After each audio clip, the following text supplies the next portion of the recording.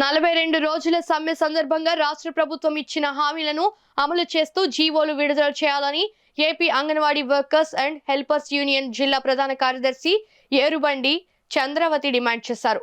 Kakinada Kacheripeta నందుగల CITU కార్యాలయంలో సంఘం జిల్లా కమిటీ సభ్యులకు నాయకత్వ శిక్షణ తరగతులు నిర్వహించారు. ఈ సందర్భంగా చంద్రవతి మాట్లాడుతూ లబ్ధిదారులకు తక్షణం పౌష్టికాహారాన్ని అన్ని సెంటర్లకు అందించాలని, అంగన్వాడీ సెంటర్లు రిపేర్లు పేరుతో బ్యాంకుల చుట్టూ అంగన్వాడీలను తిప్పడాన్ని తగ్గించాలని అధికారులకు సూచించారు. భవిష్యత్తు పోరాటాలకు అంగన్వాడీ సంఘం నాయకత్వాన్ని సిద్ధం చేస్తూ ఈ శిక్షణ తరగతులు నిర్వహిస్తున్నామని తెలిపారు.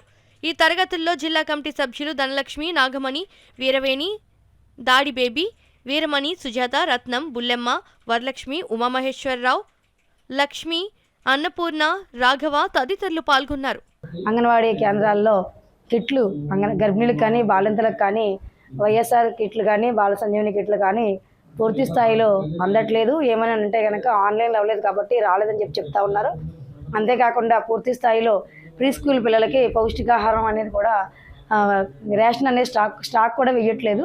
అది కూడా అధికారులు చర్య తీసుకుని ప్రీ స్కూల్ పిల్లలకు కూడా స్టాక్ వచ్చే విధంగా చేయాలని చెప్పేసి బ్యాంక్ అకౌంట్ల పేరుతో అంగన్వాడీ సెంటర్లకి బ్యాంకు రిపేర్ల నిమిత్తం అమౌంట్ వచ్చింది అని చెప్పేసి బ్యాంకుల చుట్టూ అంగన్వాడీలు తిప్పుతూ ఉన్నారు.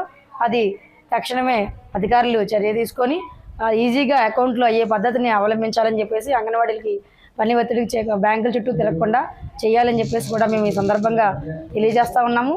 అది 42 రోజుల సమ్మెకాలంలో సహకరించిన మొత్తం గర్భిణీ లబ్ధిదారులకి, ప్రజలకి, ప్రజా సంఘాలందరికీ కూడా మేము ధన్యవాదాలు తెలియజేస్తూ ఉన్నాము.